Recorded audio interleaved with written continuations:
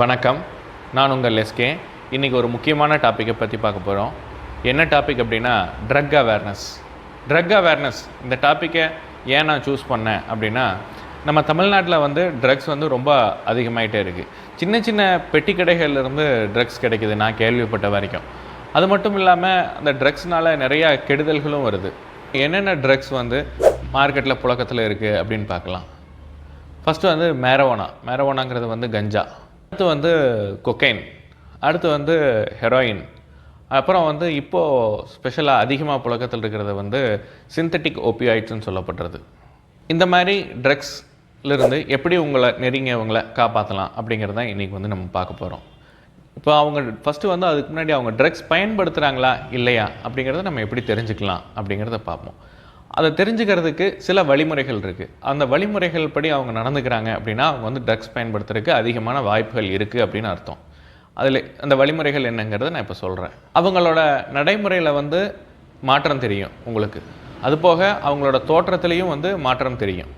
அப்புறம் தனிமையை விரும்புவாங்க. எந்நேரமும் அவங்களுக்கு பண தேவைகள் இருந்துகிட்டே இருக்கும். பண தேவை இருந்துகிட்டே இருக்கும். ஸ்டூடெண்ட்ஸாக இருந்தால் அவங்களுக்கு அவங்களோட அகாடமிக் பெர்ஃபார்மன்ஸ் கம்மியாகும்.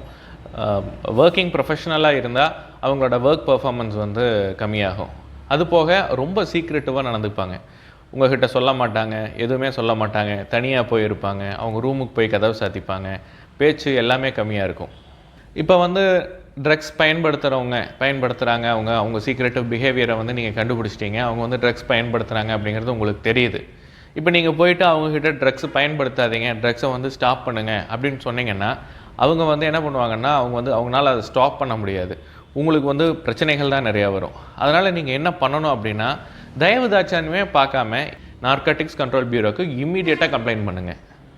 இப்போ நார்காட்டிக்ஸ் கண்ட்ரோல் பியூரோவுக்கு கம்ப்ளைண்ட் பண்ண உடனே அவங்க என்ன பண்ணுவாங்க அப்படின்னா, அவங்க அதுக்குண்டான ஆக்ஷன் எடுப்பாங்க. ஃபஸ்ட்டு எங்கெங்கெல்லாம் ட்ரக்ஸ் அந்த ஏரியாவில் விற்கப்படுது அப்படின்னு பார்த்து அவங்க அந்த நபர்களெல்லாம் கைது பண்ணுவாங்க. உங்களோட நண்பர்கள், உங்களோட உறவினர்கள் அந்த மாதிரி இருக்கிறவங்களுக்கு அவங்கள ட்ரக்ஸ்லேருந்து மீட்கிறதுக்கு என்ன வழி, அந்த வழியை அவங்களுக்கு பண்ணி கொடுப்பாங்க. ஒரு ஹாஸ்பிட்டல் ஃபெசிலிட்டி இல்லை ட்ரக்ஸ்லேருந்து மீறதுக்கு என்னென்னலாம் ஸ்டெப்பாக பண்ணணுமோ அந்த முறையெல்லாம் கற்றுக் கொடுத்து உங்கள் நண்பர்களை ட்ரக்ஸ்லேருந்து மீட்கிறதுக்கு ஹெல்ப் பண்ணுவாங்க. நீங்கள் உங்களை சுற்றி இருக்கவங்களுக்கு நல்லது பண்ணணும், உங்களோட நெருக்கமானவருக்கு நல்லது பண்ணணும் அப்படின்னு நினச்சிங்கன்னா இதை தவிர வேறு வழியே இல்லை. கீழே உள்ள டிஸ்கிரிப்ஷனில் நார்காட்டிக்ஸ் கண்ட்ரோல் பியூரோவோட ஃபோன் நம்பரை நான் போட்டிருக்கேன். உங்களுக்கு யாருக்காவது தேவைப்பட்டால் இம்மிடியட்டாக அதை பயன்படுத்திக்கங்க. ட்ரக்ஸ் இல்லா தேசத்தை உருவாக்குவோம். நம் இளைஞர்களை ட்ரக்ஸிலிருந்து மீட்டெடுப்போம்.